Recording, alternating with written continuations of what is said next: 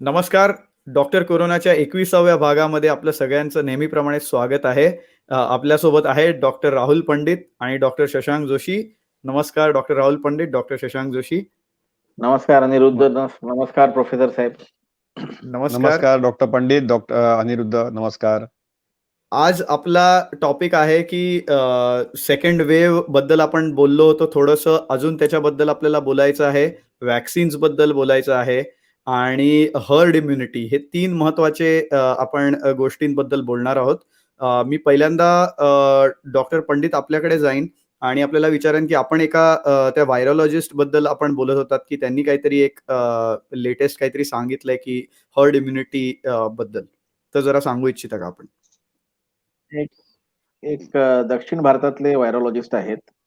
ज्यांनी की ह्याच्याबद्दल हर्ड इम्युनिटीच्या बद्दल एक वेगळ्या तऱ्हेने कॉन्सेप्ट मांडला पुढे. म्हणजे तो हर्ड इम्युनिटीचा कॉन्सेप्ट आहे. त्यांची सांगण्याची आणि समजवण्याची पद्धत थोडी वेगळी होती. ते म्हणाले की ज्या देशांमध्ये व्यवस्थित एक पीक आला वर आणि मग ते लोक आपली कर्व पूर्णपैकी खाली आणू शकले की फारच कमी कोविड पॉझिटिव्ह पेशंट राहिले. जे म्हणतो ना आपण फ्लॅटन द कर्व, जवळपास नियरली कम्प्लिटली. बरोबर.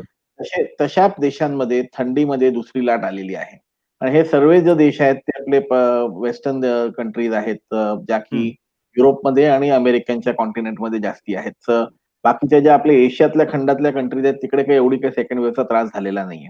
आणि आपल्या भारतासारखी जो देश आहे, ज्याच्यातही आपल्याला पीक डेफिनेटली आला, नक्कीच आला. आणि पण पीक आपण जो आहे तो पूर्णपैकी फ्लॅटन करू शकलो नाही कर्व. आपली एक कर्व कुठेतरी मध्ये येऊन एक अशी स्थिर झाली. अशा लोकांमध्ये फरक हा आहे की पॉप्युलेशनमध्ये आज आपल्या लोकसंख्येमध्ये आज आपल्या पॉझिटिव्ह पेशंट्स पण आहेत आणि निगेटिव्ह पेशंट्स पण आहेत. त्यामुळे हळूहळू हा व्हायरस जो इन्फेक्ट करतोय त्याला फक्त थोडेच लोक मिळतात इन्फेक्ट करायला. त्यामुळे हर्ड इम्युनिटीचा कॉन्सेप्ट डेव्हलप होत चाललाय आपल्याकडे. परंतु ज्या देशांमध्ये पूर्णपैकी फ्लॅटन झाली तिकडे सगळ्याच लोकांना परत इन्फेक्शन होण्याचे, ज्यांना झालं नव्हतं, ज्यांना इम्युनिटी नव्हती, त्यांना परत इन्फेक्शन होण्याचे चान्सेस जास्ती वाढले. त्यामुळे त्यांना तो सेकंड पीक आला आणि तो सेकंड पीक नेहमीच पहिल्या पीक पेक्षा जास्ती असतं असं म्हणतात, जे की आपल्याला दिसून आलेलं आहे असं. तर हर्ड इम्युनिटीचा कॉन्सेप्ट आपण म्हणतो नाक असं धरण्याच्या ऐवजी असं धरलं, पण तो शेवटी हर्ड इम्युनिटीचा कॉन्सेप्ट त्यांनी समजवला. पण समजवण्याची पद्धत छान होती. तर मला असं वाटलं की आपल्या प्रेक्षकांबरोबर हे थोडंसं शेअर करावं की एक हा कॉन्सेप्ट जो ते लोक म्हणतायत तो काही नाही आहे दुसरा, हर्ड इम्युनिटीच आहे. ओके. डॉक्टर जोशी, आपण याच्या टास्क फोर्स व्हॅक्सिनच्या टास्क फोर्समध्ये पण आहात. तर आपल्याला व्हॅक्सिन्सबद्दल एकदा विचारू इच्छितो की सध्या कुठली व्हॅक्सिन्स जगभरामध्ये आता आलेली आहेत ती आणि महाराष्ट्रामध्ये आपल्याला कुठली मिळू शकतात? तर ह्या आठवड्यातली जी ब्रेकिंग न्यूज होती ती रशियानंतर आणि चायनानंतर युनायटेड किंगडम्समध्ये फायझरचे जे mRNA व्हॅक्सिन आहे त्याला त्यांनी एक इमर्जन्सी यूज ऑथरायझेशन दिलेलं आहे. तिथे एक MHRA म्हणून जी त्यांची रेग्युलेटरी बॉडी आहे, जशी आपली drug control general of India असते किंवा आपल्या इथे जे US मध्ये FDA असतं, तर त्या अनुषंगाने युकेची जी MHRA बॉडी आहे त्यांनी फायझरच्या व्हॅक्सिनला, कारण त्याचं 95% एफिकसी आहे, तर 95% एफिकसी असल्यामुळे ते -70 डिग्रीमध्ये स्टोअर करावं लागतं व्हॅक्सिन आणि ते mRNA व्हॅक्सिन आहे. तर त्या व्हॅक्सिनला इमर्जन्सी यूज ऑथरायझेशन दिलेलं आहे. सगळ्यांची आशा अशी होती की ऑक्सफर्डचं जे व्हॅक्सिन आहे ॲस्ट्राझेनिका आणि सिरम इन्स्टिट्यूट्स आहेत त्याला पहिलं ऍक्च्युली UK मधून अप्रुव्हल मिळेल. पण मागच्या आठवड्यात त्यांचे जे रिझल्ट आले ते 72% 70% झाले होते ते. कारण त्यांचा जो हाय डोस होता तो साधारणतः 62% होता आणि लो डोस जो होता तो 90% होता. तर त्याची सरासरी मांडून थोडंसं डिसअपॉइंटिंग होतं. तर ते आता त्या एरर ऑफ डोसिंगला करेक्शन करतायत ते.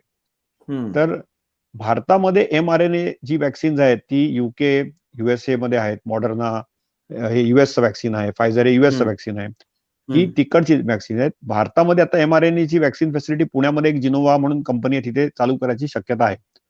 पण ते अजूनही फेज 1 मध्ये पण आलेलं नाहीये ते. तर मुंबई, महाराष्ट्र किंवा भारतामध्ये कुठली व्हॅक्सिन्स आहेत आता सध्या? तर पहिली जी भारतीय मेक इन इंडिया व्हॅक्सिन आहे ते भारत बायोटेक आणि Indian council of medical research म्हणजे NIV पुण्यामधून त्यांनी व्हायरस घेतला. तो व्हायरस त्यांनी इनऍक्टिव्हेट केला ॲलम घेऊन, म्हणजे एक इनऍक्टिव्हेटिंग एजंट घेऊन तो इनऍक्टिव्हेट केला. त्या केमिकल्सनी व्हायरस मारून टाकला, पण त्याची ती जी मॉलिक्युल असतात ती एक्सपोज होतात आणि मग त्याचं व्हॅक्सिन तयार करून, हे खूप जुनी पद्धत आहे व्हॅक्सिन तयार करायची. हे इनऍक्टिव्हेटेड व्हॅक्सिन आहे आणि त्याची फेज 1 आणि फेज 2 ट्रायल संपलेली आहे आणि फेज 3 ची ट्रायल आहे ती मागच्या आठवड्यात मुंबईमध्ये चालू झाली होती. आणि पूर्ण भारतामध्ये पण ती चालू झाली होती. त्याच्यामध्ये त्यांची जी ट्रायल आहे ती सायन हॉस्पिटल आणि जे हॉस्पिटलला ती त्या ट्रायलचे रिक्रुटमेंट चालू आहे आणि नागपूरलाही त्यांचं एक सेंटर आहे. ते झालं भारत बायोटेक म्हणून. तर बरोबर. त्यांचे इंटरिम रिझल्ट याला अजून 1-1.5-2 महिने लागतील आणि ते जर का चांगले आले तर कदाचित ह्या वॅक्सिनला ते इमर्जन्सी यूज ऑथरायझेशन देऊ शकतात. अच्छा. दुसरं जे वॅक्सिन आहे त्याची पण फेज 2 ट्रायल संपलेली आहे. ते हम्म. डीएनए वॅक्सिन आहे, म्हणजे Indian equivalent of mRNA vaccine.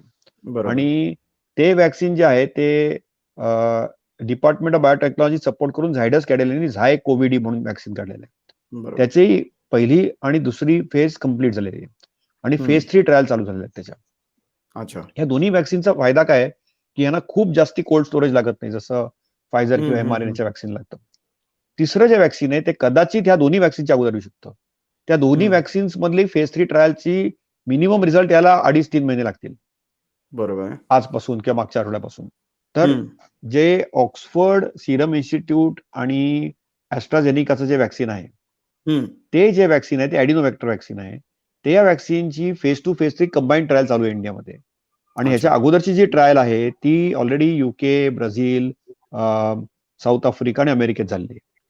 तर जर का युनायटेड किंगडमनी ह्या वॅक्सिनला अगोदर जर का त्यांनी सांगितलं, टिक मार्क दिला आणि सांगितलं की हे तुम्ही युके मध्ये वापरू शकता, तर कदाचित भारतीय ड्रग कंट्रोलर पण आपल्याला एक इमर्जन्सी ऑथरायझेशन देऊ शकतो. तर हे पहिलं वॅक्सिन येऊ शकेल जे कदाचित 2 ते 4 आठवड्यामध्ये मिळू शकतं यांना अप्रुव्हल. आणि ह्याला पण कोल्ड स्टोरेजची गरज लागत नाही आणि हे सिरम इन्स्टिट्यूट म्हणून मिळतं. त्याच्यामुळे ह्या गोष्टींमध्ये आपल्याला बऱ्यापैकी ह्या गोष्टी आपल्याला करता येतील ऍक्टिव्ह मध्ये. त्याच्यामध्येच अजून एक प्रश्न म्हणजे याचीच केईएम मध्ये पण ट्रायल चालू होती, बरोबर आहे, सिरम इन्स्टिट्यूट. बरोबर. मग त्या ट्रायलचं कधीपर्यंत हे येईल डेटा? ती ट्रायल आता फेज 2 फेज 3 ट्रायल चालूच आहे ती. ह्या ज्या सगळ्या ट्रायल्स त्या 6 महिने 1 वर्षाच्या ट्रायल्स आहेत वॅक्सिनच्या. ओके. पण त्यांचं कसं असतं की त्याच्या डेटा एक सेफ्टी मॉनिटरिंग बोर्ड असतो, त्याच्यावरती सुपरविजन असते. आता तुम्ही मध्ये ऐकलं असेल की चेन्नईच्या एका पेशंटनी खटला टाकला होता. मग सिरमनी सांगितलं, data safety monitoring board, drug controlling, ते बघितलं त्याच्यात. त्यांनी सांगितलं की हा जो साईड इफेक्ट आहे तो वॅक्सिनशी त्याचा काही संबंध नाहीये.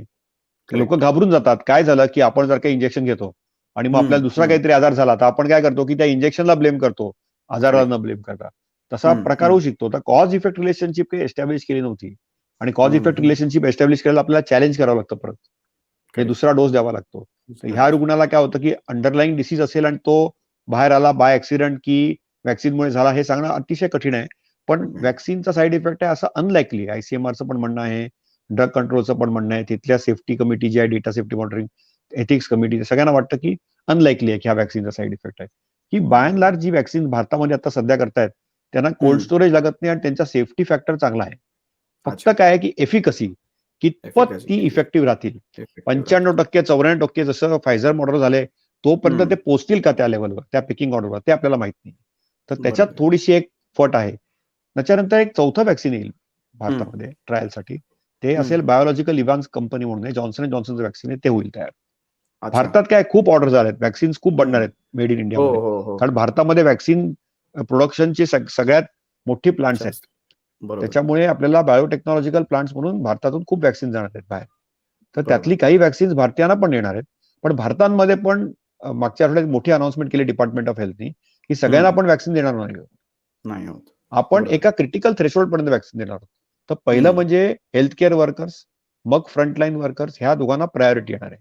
आणि ह्या दोघांची प्रायोरिटी झाल्यानंतर मग आपण तिसरी जी प्रायोरिटी देणार आहोत, ओके, ती आपले जे सिनियर सिटीजन ज्यांना कोमॉर्बिड आहेत त्यांना देणार आहोत. आणि युके मध्ये पण असंच केलेलं त्यांनी. तर सध्या वॅक्सिनच्या हेच गोष्टी आहेत. ओके, धन्यवाद.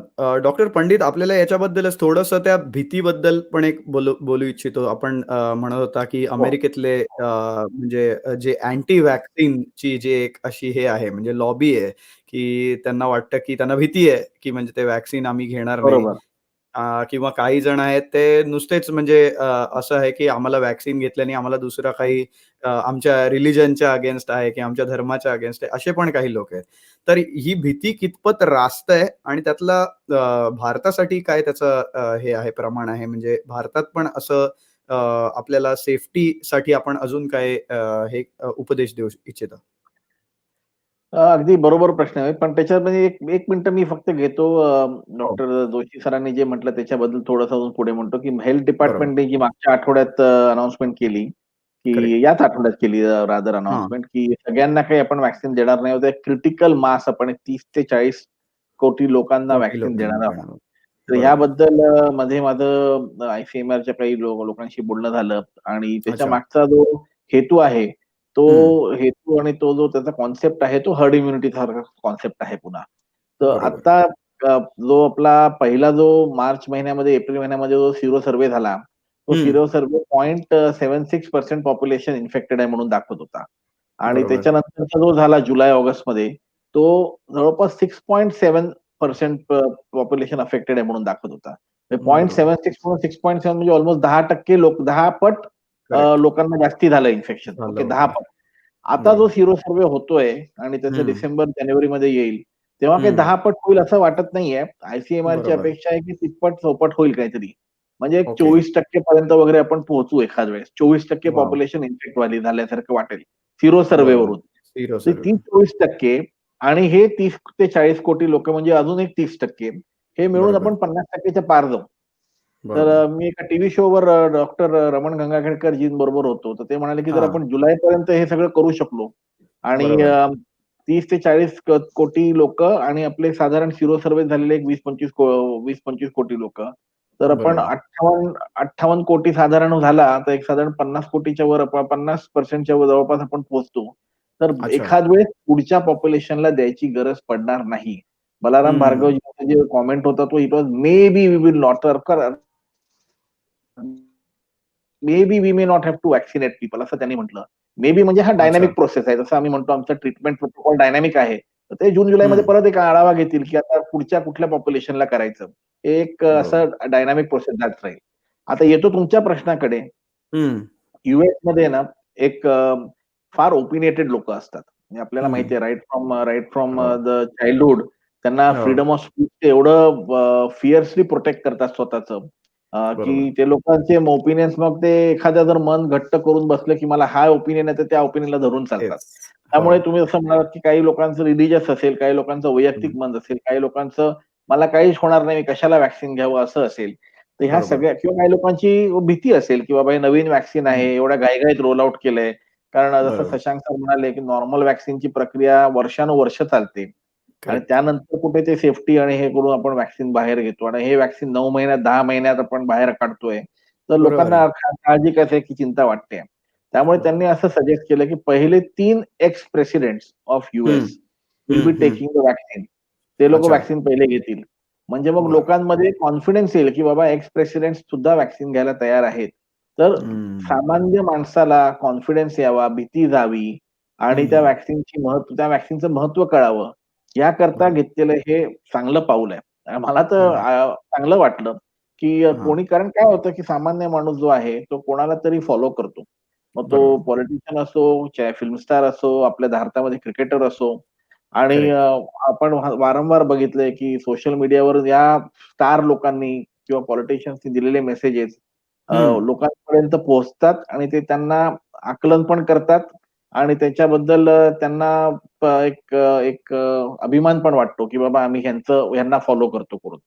तर मी बरोबर. हे काही म्हणत नाही, की आपल्या लोकांमध्ये कुठे स्टारनी करावं, पण त्याच्याबद्दल बोलावं, की बाबा तुम्ही बरोबर. व्हॅक्सिन घ्या. म्हणजे आपल्याकडे जर अशी काही लोकं असतील, त्यांना की व्हॅक्सिनच्या संदर्भात आपल्याकडे भीती किती ही असतं. जास्ती असेल. मला नाही हो. वाटत असे लोकांकडे फार ओपिनियन असतील, की आम्ही व्हॅक्सिन घेणार नाही. छोटं नाही, नाही. पॉप्युलेशन असेल. पण भीती बरोबर. मात्र सगळ्यांच्या मनात असेल.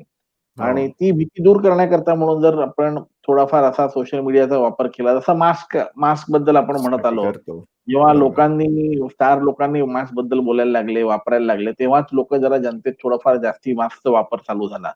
तर ह्या बरोबर आहे. गोष्टी आपण केल्या तर जरा बरं होईल असं मला वाटतं. त्यामुळे ही भीती एक खरी आहे. हं. शशांक सर तुम्हाला मी ह्याच्यावर एक प्रश्न विचारणार आहे. मागच्याही शोमध्ये विचारला होता आणि या प्रश्नाबद्दल मी परत जाऊन थोडंसं वाचलं आणि मला काही असं सॅटिस्फाईंग उत्तर मिळालं नाही. आता माझ्यासारखा माणूस ज्याला की कोरोनाच्या काही अँटिबॉडीज असतील. आता मी एवढ्यात तपासल्या नाही, पण समजा तपासल्या आणि आज असतील आणि आज जर मला व्हॅक्सिन तयार असेल, तर मी घ्यावं की नाही? एक हा प्रश्न.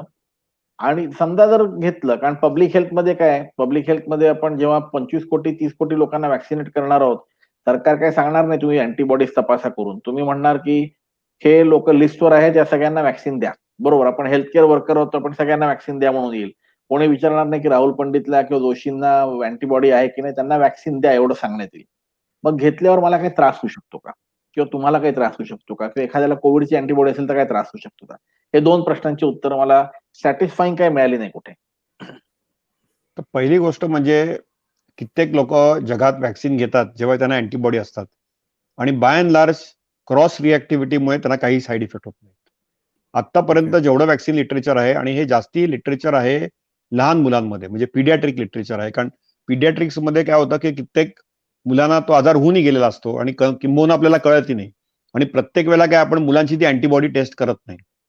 बरोबर. दुसरी गोष्ट कोरोनामध्ये फार स्पेसिफिक आहे आणि त्या प्रश्नाचं उत्तर पूर्ण माहित नाहीये, पण आता ऍटलिस्ट एक 95% कॉन्फिडन्स इंटरव्हल आपण देऊ शकतो की कोरोनाच्या अँटीबॉडीज मध्ये 3 गोष्टी अगदी क्लिअर कट आहे की over a period of 6 months antibody एक रॅपिड डिक्लाइन प्रोसेसमध्ये जातात.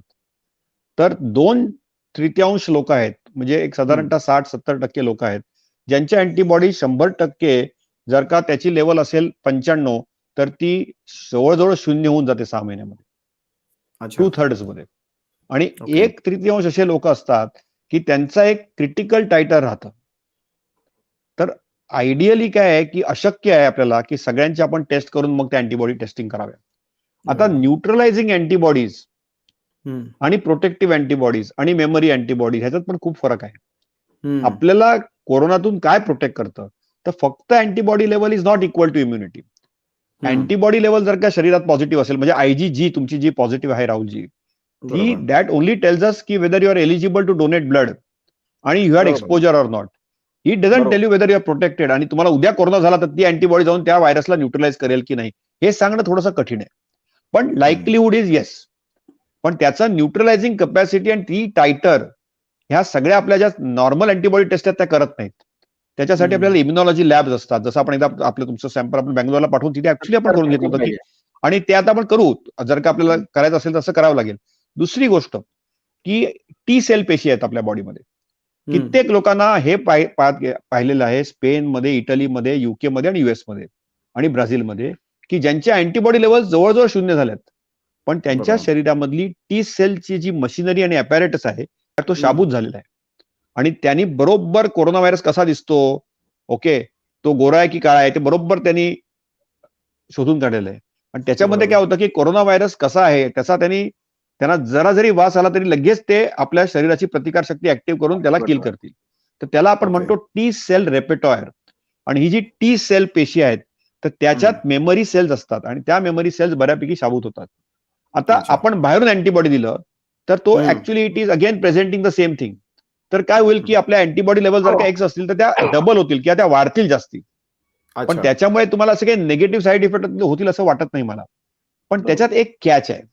आता साईड इफेक्ट होतात कधी कधी. तर काय असतं की काही लोकांना इम्युनॉलॉजिकल आजार असतात, जसे ऑटो इम्युन डिसीज असतात किंवा इम्युन डेफिशियन्सी डिसीज असतात. तर कोणाला इम्युनॉलॉजिकल आजार असेल तर मग त्या लोकांमध्ये साईड इफेक्ट जास्त होतात. आता आपण पाहिलं असेल की इव्हन ऑक्सफर्ड वॅक्सिनचं थोडे दिवस ते ट्रायल थांबली होती, कारण कोणाला तरी अशी न्यूरोलॉजिकल आजार झाला, मल्टिपल स्क्लेरोसिस झाला किंवा गिलियन बॅरे सिंड्रोम झाला किंवा ट्रान्सफर्स मॅलिटी झाला. ते सगळे ऑटो इम्युन आजार असतात. तर कधी कधी काय होतं की अँटीबॉडी आपण जेव्हा तयार करतो शरीरावरती आणि कोरोनाला प्रोटेक्ट करायला, तर ती अँटीबॉडी जाऊन चुकून आपल्या कुठल्या तरी अवयवाला लागते, पर्टिक्युलर नर्व्हला लागते, आणि ती भीती असते लोकांना. पण त्याची शक्यता ह्याच्यात होण्याची खूप कमी आहे. त्यामुळे मला नाही वाटत की असं घाबरावं लागेल. आणि माझ्या मते जर का 6 महिन्याच्या आत जर का तुम्हाला कोरोना परवा झालाय आणि आज तुम्ही म्हणाला मला व्हॅक्सिन द्यायचंय, तर त्यात स्पष्ट उत्तर आहे की नाही, आता व्हॅक्सिन घेऊ नका, 3 महिने 6 महिने थांबा. पण 6 महिन्याच्या नंतर माझ्या मते व्हॅक्सिन घेतलं तर काही प्रॉब्लेम नाहीये. आणि कित्येक लोक ज्यांना कोविड असतो त्याच्यात पण ते व्हॅक्सिन घेतात. त्यांनी फक्त काय होणार की अँटीबॉडी रिस्पॉन्स बूस्टच होणार आहे. त्यामुळे I don't think there is a major cause for concern. म्हणजे असं काही त्रास किंवा भीती किंवा टेन्शन घ्यायची काही गरज वाटत नाही मला. आणि हे होतच ना, प्रत्येक व्हॅक्सिनेशन स्ट्रॅटेजीमध्ये होणारच आहे. आणि ऍक्च्युली आता ज्यांना आपण व्हॅक्सिन देणार पहिले ते सगळे फ्रंटलाईन वायरकर आहेत. त्याच्यात कित्येक लोकांना ऑलरेडी कोविड होऊन गेलेला असणार, पण रिइन्फेक्शन होते आता. अँटीबॉडी असून सुद्धा रिइन्फेक्शन होतंय. त्याचं हेच कारण आहे की आपली जी टी सेल ॲपॅरेटस आहे तो किती शाबूत आहे, त्याच्यासाठी एक सहज ब्लडची टेस्ट अवेलेबल नाही आपल्याकडे. त्याच्यासाठी आपल्याला स्पेशलाइज टेस्ट करावे लागतात. म्हणून माझ्या मते तरी आतापर्यंत तरी ह्या गोष्टी महत्वाच्या आहेत. मला अजून 2 प्रश्न वरती थोडंसं एक हे करायचंय की राहुलजी, तुम्ही म्हणालात की आपल्या इथे आता थोडीशी हर्ड इम्युनिटी आलेली आहे आणि किंबहुना व्हायरस आहे त्याची तीव्रता थोडी कमी होते. तर माझे 2-3 विचार आहेत त्याच्याबद्दल, की आपल्या इथे काय झालेलं आहे की ज्या ठिकाणी खूप क्राउडिंग झालं, म्हणजे धारावी म्हणा, चिता कॅम्प म्हणा, मोहम्मद अली रोड म्हणा, त्या सगळ्या ठिकाणी काय झालेलं आहे की कोविडचा जी एक्सपोजर होतं ते ऑलमोस्ट 60-70% पर्यंत गेलेलं आहे. आणि तिथे थोड्या अनुषंगाने माझ्या मते थोड्याशा जॉग्राफिक पॉकेट्समध्ये हर्ड इम्युनिटी झालेली आहे माझ्या मते. पण जर का आपण आपल्या इथल्या बिल्डिंग्स पाहिल्या, हाय रायझेस पाहिल्या, तर तिथे जो एक्सपोजर आहे अँटीबॉडीचा सिरोसेव्हरन्सने तो साधारणतः एक 15-20%च आहे. तिथे मात्र वेळ लागणार आहे. तर व्हॅक्सिनेशन पॉप्युलेशन जे आहे ते ऍक्च्युली आपलं that is going to be the population where there is 15-20%. आणि मग तुम्ही म्हणाल्याप्रमाणे आयसीएमआर काय म्हणते की आपल्या 50-60% जरी आपण गेलो तरी आपल्याला एक हर्ड इम्युनिटी ह्याची शक्यता आहे. एक क्रिटिकल थ्रेशोल्ड मिळाला. पण दुसरी काय त्यांनी सांगितलं की सगळ्यांना व्हॅक्सिन देणार नाही आम्ही. त्याचं प्रमुख कारण एक आहे की भारतामध्ये 1.3 बिलियन डोसेसच नाही आहेत. जगात कुठेही नाहीये तेवढे. आणि ह्या सगळ्याला वेळ लागणार आहे.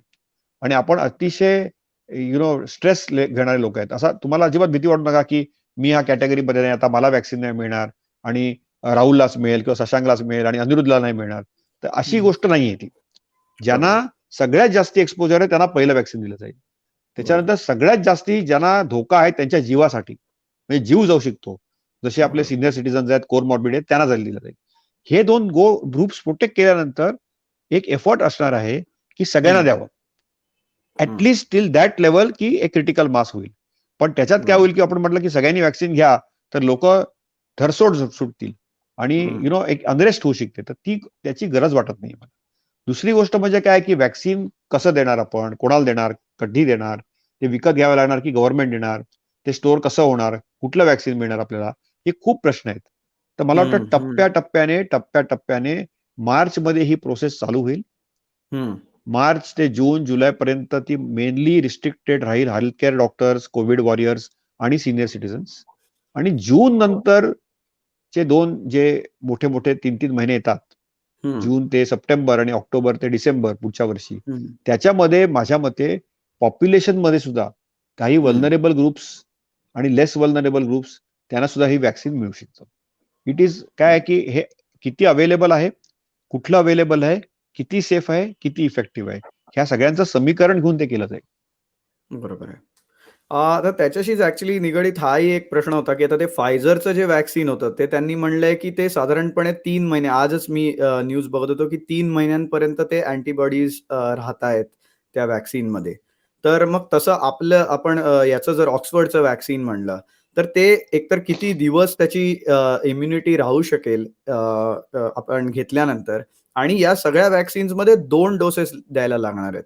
सो तर त्याच्यामध्ये आपण मग ते कसं करणार आहोत की जे ऑलरेडी आहेत त्या लोकांनाच परत दिला जाईल दुसरा डोस, की बाकीच्या लोकांनाही घेता येईल?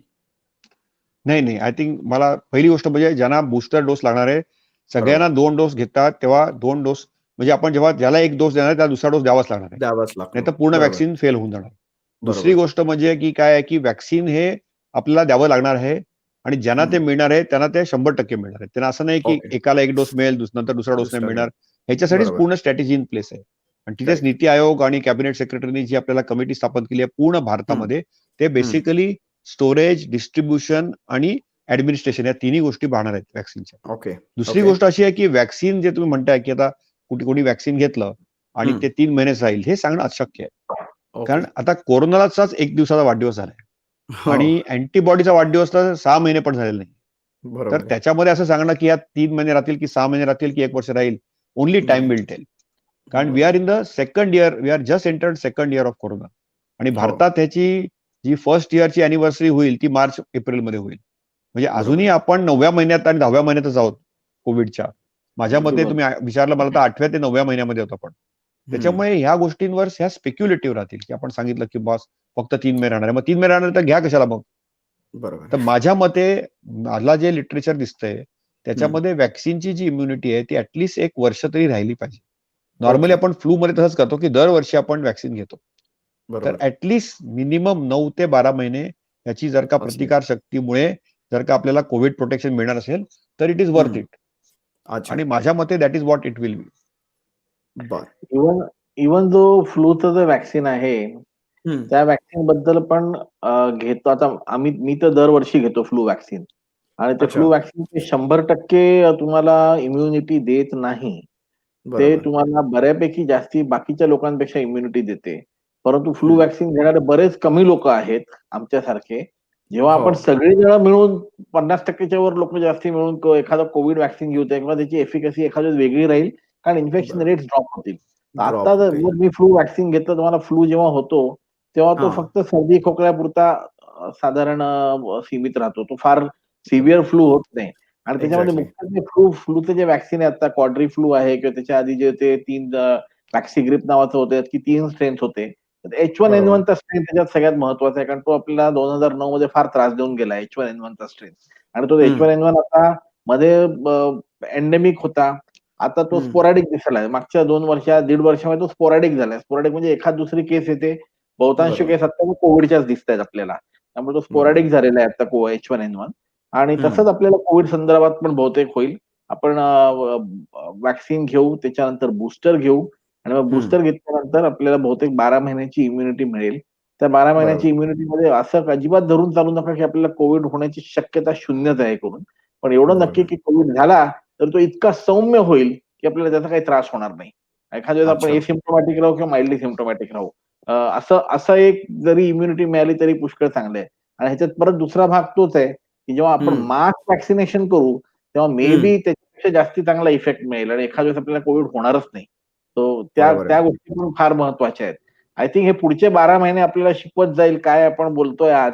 मे बी बरोबर आहे. हा शो जर आपण पुन्हा पुढच्या वर्षी डिसेंबरमध्ये केला, तर आपले सगळे वाक्य वेगळेच असतील. वेगळे. आणि देव देव करो की ते असे नसावे, असेच आपलं प्रेडिक्शन बरोबर. प्रमाणेच असावे. पण मार्च हम्म. पासून ते आत्तापर्यंत प्रत्येक हम्म. गोष्ट आपण जी दर 2 महिन्यांनी बदलत चाललो आहोत. रेमडेसिवीर द्या, नका बरोबर. देऊ. टॉसिलिझुमॅब द्या, नका देऊ. मास्क लावा, नका लावू. पुन्हा मास्क लावा. हे हे सगळ्या गोष्टी ज्या आहेत, त्या एक डायनॅमिक प्रोसेस आहे. ही डायनॅमिक प्रोसेस कोविडनी फार चांगली शिकवली, की नथिंग इज बरोबर. Constant in life, but covid is बरोबर. Constant in life right now. Correct, correct. नाही त्याच्याशीच अजून एक प्रश्न विचारायचा होता आपल्यालाच, की आपण मागच्या आठवड्यामध्ये बोलला होतात, की आय-सी-यूमध्ये कशा केसेस थोड्या-थोड्या बदलत चालल्या आहेत. तर आपलं त्याच्याबद्दलचं आता या आठवड्याचं काय निरीक्षण आहे का? जवळपास निरीक्षण मागच्या आठवड्यासारखंच आहे. ओके. आय-सी-यूमध्ये ज्या केसेस येतायत, आम्हाला हं. केसेस येतायत. पेशंटला ऑक्सिजन लागतंय, पेशंटला BiPAP वगैरे पण लागतोय. पण एवढ्या बरोबर. केसेस आज सुद्धा माझ्या आय-सी-यूत नाहीयेत. आय-सी-यू फुल आहे. हं, हं. आय थिंक 80, 90, 85% ऑक्युपन्सी आहे आजची आय-सी-यूची. पण बरोबर. व्हेंटिलेटरवर एकच पेशंट आहे आणि एक पेशंट एक ECMOवर आहे. एवढंच 2 क्रिटिकल पेशंट्स आहेत, जे की खूप ओके. जास्ती क्रिटिकल आहेत. बाकी सगळे पेशंट जे आहेत ते साधारण BiPAP किंवा HFNCवर चालू आहेत. तर मला ओके. वाटतं डेफिनेटली व्हिरुलन्समध्ये फरक पडलाय. ह्याच्यात तर काही वाद पडलंय. नाहीये. आणि जे ओके. रेफरन्स येतायत मला बाहेरून, हं. रेफरन्स सुद्धा असे एवढे व्हेंटिलेटर सिव्हिअर. पेशंट शिफ्ट करायचे येत नाहीयेत. बरोबर. BiPAPवर पेशंट आहे त्याला शिफ्ट करा. कारण ह्याच्यामध्ये नक्कीच फरक पडलाय. तर पूर्वी 5 ते हं. 6 व्हेंटिलेटर पेशंटचा रेफरन्स यायचे मला सकाळपासून.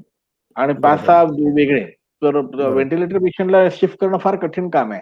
तुमचं करेक्ट. ऑक्सिजन थोडंफार पण ज्याच्यामध्ये प्रमाण जास्ती असेल त्यांचं रिक्वायरमेंटचं, तर एम्ब्युलन्स म्हणून सेफली शिफ्ट करता येत नाही. म्हणजे ती सेफ्टी एवढी चांगली राहत नाही त्याच्यामध्ये. त्यामुळे बरोबर. बऱ्यापैकी विचार करून ती ट्रान्सफर करावी लागते. तर आत्ता तसं होत नाही. आता बहुतेक पेशंट सगळे ऑक्सिजनवर किंवा BiPAPवर आहेत आणि ते येतायत. अच्छा. डॉक्टर जोशी आपल्याला ॲक्चुअली एक प्रश्न आहे याच्याबद्दल, की दिल्लीमध्ये आपण बघितलं, की बराच म्हणजे एक स्फोट झाल्यासारखा झाला कोविडच्या दुसऱ्या लाटेचा किंवा तिसऱ्या लाटेचा. आणि तसं आपल्याकडे महाराष्ट्रात होऊ नये म्हणून आपण काही करत आहोत का? आणि का आपल्याकडे कमीच केसेस येतायत? मध्येच साधारण सगळे न्यूजमध्ये म्हणायला लागलेले, की आता काय एकदम केसेस खूप कमी झाल्या आहेत. त्याच्यामुळे लोक बाहेर पडायला लागलेले. मध्ये नंतर परत एकदा न्यूज आली, की नाही आता परत हॉस्पिटलचे बेड्स भरायला लागलेत. सो अशा बऱ्याच हे येत असतात. तर आपलं काय म्हणणं आहे याच्यावर? नाही, आता 3-4 गोष्टी अगदी क्लिअर कट आहे, की दिल्लीमध्ये एक छोटी लाट आली होती. बरोबर, तीच लाट हरियाणामध्ये, राजस्थानमध्ये, गुजरातमध्येही होती. बरोबर. मुंबईत किंबहुना ती अजून लाट आलेली नाहीये. कारण सगळ्यात गरम नोव्हेंबर होता आणि आता नोव्हेंबर संपून आता आपण डिसेंबरमध्ये आलेलो आहोत, तरी पण थोडीशी हवेमध्ये थोडासा उन्हाळाच आहे. हो, हो, हो. तर त्याच्यामुळे काय जी गुलाबी थंडी लागते आपल्याला मुंबईमध्ये ती अजून आलेली नाहीये.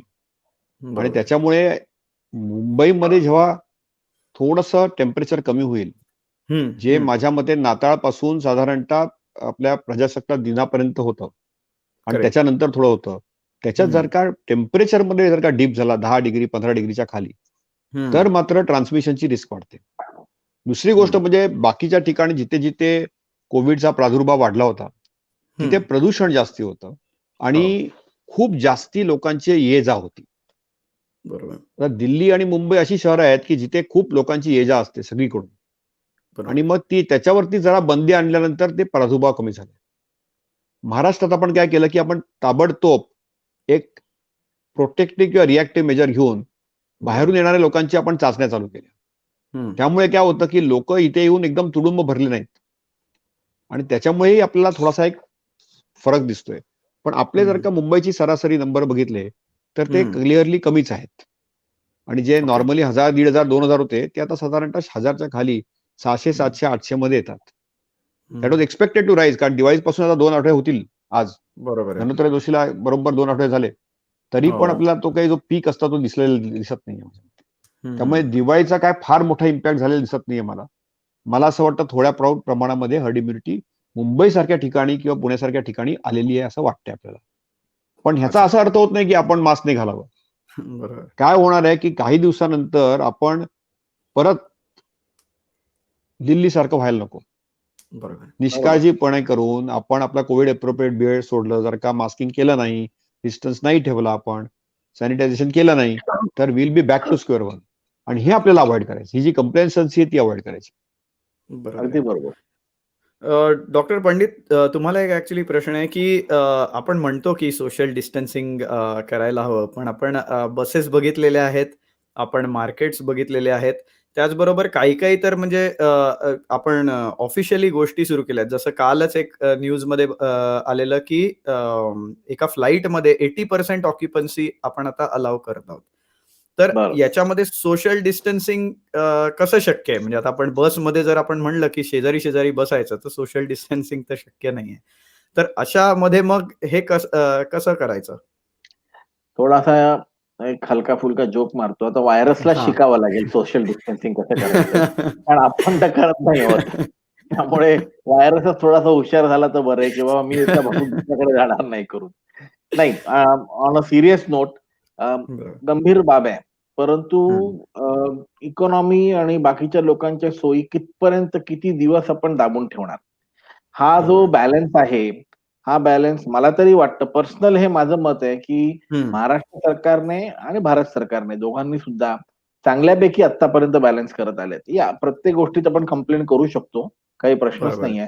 पण हं. बाकीच्या इतर काही देशांसारखं, जसं उदाहरणार्थ अमेरिकेसारखं, आपण तडकाफडकी काही सगळंच उघडलं नाही आणि मग मग करेक्ट, असं नाही करेक्ट. बोललो, की आता आजपासून काहीच आपल्याला रिस्ट्रिक्शन नाही करून. बरोबर. टप्प्याटप्प्याने केंद्र सरकारने आणि महाराष्ट्र राज्य सरकारने दोघांनी पण टप्प्याटप्प्याने कॉशियसली प्रत्येक हं. गोष्टीवर विचार करून हं. एक्सपर्ट्सचं ओपिनियन घेऊन, म्हणजे एक्सपर्ट्समध्ये क्लिनिकल आमचं टास्क फोर्सचं पण ओपिनियन बऱ्याच वेळा घेतलं गेलं.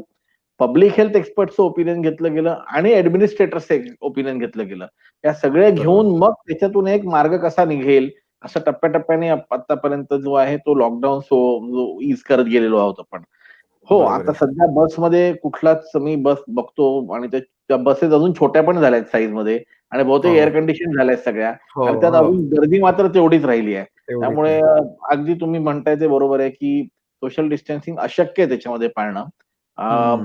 विमानामध्ये जर 80% ऑक्युपन्सी केली म्हणजे जवळपास फुलच विमान जाते. काही त्याला फुलच काही झालं. एखादी सीट आता काही रिकामी राहील असं वाटत नाही. पूर्वी 50% ऑक्युपन्सीवर ते लोकं अलाऊ करत बरोबर होते. आहे.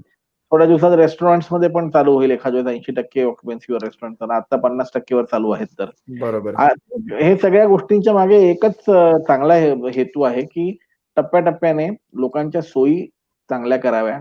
म्हणजे की बरोबर. लोकांना त्यांचे व्यवसाय व्यवस्थित करता येतील. आज अजूनही बरेच व्यवसाय आहेत अनिरुद्ध, जे सुरू हो. नाही झालेत. उदाहरणार्थ आजकाल बरोबर. माझा दिवस जरा मी लवकर सुरू करतो. मी बघत हं. होतो, की डबेवाले चालू झालेत का? अजून डबेवाले चालू झालेले नाहीत. बरोबर. त्यामुळे म्हणजे किती मोठा हा मुंबईचा भाग होता डबेवाले. त्यांना हो. लोकल सुरू नसल्यामुळे आज अजूनही पूर्णपैकी डबेवाल्यांची सोय एवढी चांगली चालू झालेली नाहीये, जी की पूर्वी होती. बरोबर. एक जागेहून दुसरी जागी जायचं तर तुम्हाला घरून येऊन तो डबा पिकअप करायचा 10-11 वाजता आणि तुम्हाला जेवणाच्या वेळेस पोहोचायचा.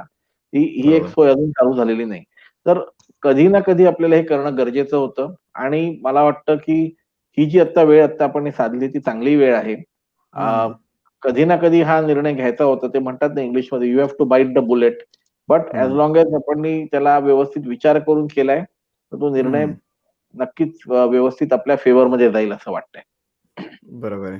डॉक्टर जोशी याच प्रश्नाचा थोडंसं अजून पुढे हे विचारणार आहे, की अजून आता तुम्ही जसं व्हॅक्सिनबद्दल बोललात, साधारण असं आता दिसतंय, की म्हणजे माझ्यासारखे जे आहेत ज्यांना कोमॉर्बिडिटीज नाही आहेत, मी यंग आहे असं मला तरी वाटतं म्हणजे की मला व्हॅक्सिन तर आता पुढच्या वर्षापर्यंत मिळणार नाही असं दिसतंय.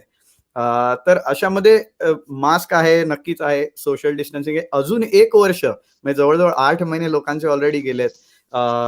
शाळा सुरू केल्या पाहिजेत का इत्यादी किंवा लहान मुलांना बाहेर खेळायला जाऊ दिलं पाहिजे का? किंवा मला माझ्या मित्रांना भेटायला जायचंय, तर ते मी करू शकतो का? कसं अजून पुढचं एक अख्खं वर्ष घालवावं ते आपले मार्गदर्शन? आता आपल्याला काय करावं लागणार आहे, की आपल्याला एक प्रायोरिटायझेशन करावं लागणार आहे. बरोबर. अत्यावश्यक ज्या गोष्टी आहेत इकॉनॉमीसाठी किंवा आपल्या शारीरिक हं. शरीराच्या कुठल्याही अवयवाच्या काही त्रास झाला तर. तर बरोबर. त्याच्यासाठी आपल्याला ज्या गोष्टी लागतील, त्या हं. गोष्टी मात्र आपल्याला 100% एक इको येतोय अनिरुद्ध. हां. त्याच्यासाठी एखाद्याला आपल्याला प्रायोरिटी नंबर 1 द्यावी लागेल. त्या गोष्टी आपल्याला कराव्याच लागतील. शाळा ह्या उघडणं महत्वाच्या आहेत, पण शाळेसाठी आपल्याला व्हॅक्सिन करणं महत्वाचं आहे. कारण लहान मुलांना काय मोठी माणसं जर का डिस्टन्सिंग आणि मास्किंग करू शकत नाही, तर लहान मुलांना तर जास्ती कठीण जाणार आहे. बरं व्हर्चुअल मीडियामधून आपण बऱ्यापैकी कम्युनिकेट करू शकतो लहान मुलांसाठी. तर माझ्या मते शाळा उघडतील, पण थोडा प्रादुर्भाव कमी झाल्यानंतर उघडतील. कारण सुपर स्प्रेडिंगमध्ये चेन ऑफ ट्रान्समिशनच्या ब्रेकिंगमध्ये शाळेचा मोठा हातभार आहे. ओके. बाकी सगळ्या ठिकाणी माझ्या मते आपण जवळ-जवळ सगळ्या कुलपं किल्ली उघडलेली आहेत. ट्रेन्स उघडलेले नाहीयेत पूर्णपणे. पूर्ण ट्रान्सपोर्टेशन उघडलेलं नाहीये आणि हा अप्रोच असणार आहे, हा स्टेप केअर अप्रोच असणार आहे. आणि याच्यात थोडंसं वर-खाली खूप होणार आहे. म्हणजे जसं आपण युरोपमध्ये पाहिलं, युरोपमध्ये जवळ-जवळ मार्च, एप्रिल, मेमध्ये पूर्ण बंद होतं. मग जून, जुलैनंतर तिकडचा प्रादुर्भाव कमी झाल्यानंतर जवळ-जवळ सगळं चालू झालं. आणि ऑक्टोबरमध्ये परत सेमी लॉकडाऊन झाला आणि आता पूर्ण लॉकडाऊन झाला. तर अशी स्थिती होऊ नये म्हणून एक calibrated, slow but sure approach me बघतोय की सरकारने घेतलेला आहे. महाराष्ट्रामध्ये तरी त्यांनी घेतलेला आहे. ते ठाम आहेत. भारत सरकारने बरोबर. सांगितलेलं आहे की स्टेट गव्हर्नमेंट्सना की तुम्हाला तुमच्या प्रेव्हलन्स आणि डिसीज जॉग्राफी बघून तुम्ही योग्य ते हं. निर्णय घ्या. अजूनही कोविड आहेच आणि कोविड बरोबर हं. आपल्याला जगायचं आहे. कोविड असा घाबरून पळून गेलेला नाहीये. इनफॅक्ट इट इज म्हणजे परत याची शक्यता खूप जास्ती आहे. तर परत हं. येऊ नये म्हणून आपल्याला 1 वर्ष परत सॅक्रिफाईस करावं लागणार आहे. तुझ्यासारखे लोक आहेत त्यांची रिकव्हरी खूप चांगली आहे. म्हणजे तुम्ही हं. असा एक पाहिला हं. असेल WhatsApp खूप लोकं पाठवतायत, की हं. भारतात रिकव्हरी 97% आपल्याला व्हॅक्सिनची गरजच काय? तर हे चुकीचं आहे. बरोबर. Hmm, hmm, recovery is hmm. Not equal to immunity. Antibody is बरोबर नॉट आहे. Equal to immunity. Correct. Vaccine is vaccine आणि देअर इज नो बरोबर. Substitute to masking. So mandatory correct. Masking. Masking हे राहणार आणि व्हॅक्सिन घेतल्यानंतर masking करावं. म्हणजे बरोबर आहे. असं गोष्ट नाही की मला आज व्हॅक्सिन मिळालं, मला प्रतिकारशक्ती आली म्हणजे मला काही कोविड होणारच नाहीये. कारण हं. आपल्याला कोविड अप्रोप्रिएट बिहेवियरला जितकं जास्ती सामोरं जाता येईल तेवढं बरं. बरोबर. जोपर्यंत कोविड सडनली डिसअपिअर नाही होणार आहे. आता हे हं. कोणीच सांगू शकत नाही. पण असं बरोबर. खूप शास्त्रज्ञ वाटतंय, की हं. 2 वर्षात कोविड हा पूर्ण निघून जाईल. जसं सार्स अच्छा. निघून गेला, जसा आपला बाकीचे आजार निघून गेले, तसं असं लोकांना वाटतंय, की एखाद्याला कोविड ही पूर्णपणे जाऊ शकतो. अच्छा. बरं, धन्यवाद. डॉक्टर पंडित शेवटचे आपले काही विचार अजून आता पुढे लोकांनी कसं त्यांची दिनचर्या करावी आणि आता हिवाळा तर म्हणजे येतोच आहे आणि आता परत ची वेळ आलेली आहे. तर परत लोक बाहेर जाणार आहेत. बाहेर जाताना त्यांनी काय अजून काळजी घ्यावी स्वतःची, याच्याबद्दल काय सांगाल? अनिरुद्ध सगळ्यात पहिले तर तू आहे ना, हं. अनिरुद्ध एम-डीच झालायस. त्यामुळे एखाद वेळेस तुला पण पहिल्या ह्याच्यातच मिळून जाईल व्हॅक्सिन सांगता येत नाही. कारण सुमन एम-डी बरोबर अनिरुद्ध एम-डी झालायस तू. तर दुसरी गोष्ट महत्वाची गोष्ट, की आता ह्याच्या पुढचे 9 महिने 9 महिने नाही, पण 1 वर्ष जरी सर बोलले, तुम्हाला अप्रोप्रिएट बिहेवियर करावी लागणार आहे. तर हे जे पुढचे 2 आता मेन गोष्टी येतायत. एक तर क्रिसमस येतंय आणि न्यू इयर येतंय. तर दोन्हीमध्ये आपल्याला माहिती आहे, की सर्वसामान्यतः बाकीच्या वर्षांमध्ये लोकांचं बरंच एकमेकांकडे येणं-जाणं, बाहेर फिरणं होतं. न्यू इयरला पण तेवढंच होतं. आणि आपल्याला कुठेही या नियमांना ढील देऊन या दोन्ही उत्सवांमध्ये चालणार नाही आहे. ज्या नियमावली आपण दिवाळी करता पाळल्या, नवरात्री करता पाळल्या, त्याच्यापूर्वीच्या सगळ्या श्रावणातल्या सणांकरता पाळल्या, तितक्याच काटेकोरपणे हे 2 जे आपल्या समोरचे जे उत्सव आहेत, क्रिसमस आणि न्यू इयर या दोन्हीला तितक्याच काटेकोरपणे आपल्याला ते नियम अप्लाय करून आपल्याला तसं वागणं गरजेचं आहे.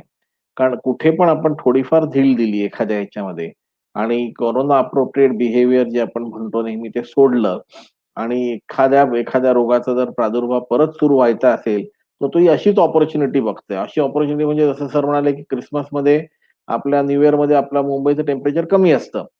त्यात आपण लोकांनी मास्क न घालता एकमेकांच्या बरोबर मिश्रण झालं, की तो कोरोना बरोबर त्यावेळेस स्ट्राईक करायला तयार असणार आहे. Corona is not gone. Corona वाट बघतोय, अपॉर्च्युनिटी बघतोय. सध्या इम्युनिटीची वाट नाही बघत आहे तो. तो बघतोय, की तुमची इम्युनिटी कमी झालेली आहे. तुम्ही पण मास्क घालून बरोबर. बसलात म्हणून आज प्रोटेक्टेड आहात. उद्या तुम्ही थोडीशी तुमचं प्रोटेक्शन दूर करा, की मी परत यायला तयार आहे करून. आणि असा कुठेही विचार आपल्याला करून चालणार नाही, की कोरोना काही येणार नाही करून. आणि पुढचं 1 वर्ष असो का 2 वर्ष असो, ते आपल्याला सॅक्रिफाईस करणं गरजेचं आहे. तरच आपण हं. जाऊन कुठेतरी आपण आणि पुढची पिढी व्यवस्थित एक नॉर्मल आयुष्य परत जगू शकू. हे नक्की विचार आहेत, की कोरोना जाईल, एखाद्या वेळेस पूर्णपैकी नष्ट होईल. पण या नात्यात तर आहे, एवढं नक्की. मात्र बरोबर. हां, एवढं नक्की. धन्यवाद. डॉक्टर जोशी आपले काही विचार आणि नाही, आता ही कोरोना राहुलजी म्हणालेले अतिशय बरोबर आहे, की कोरोना अजूनही आहे.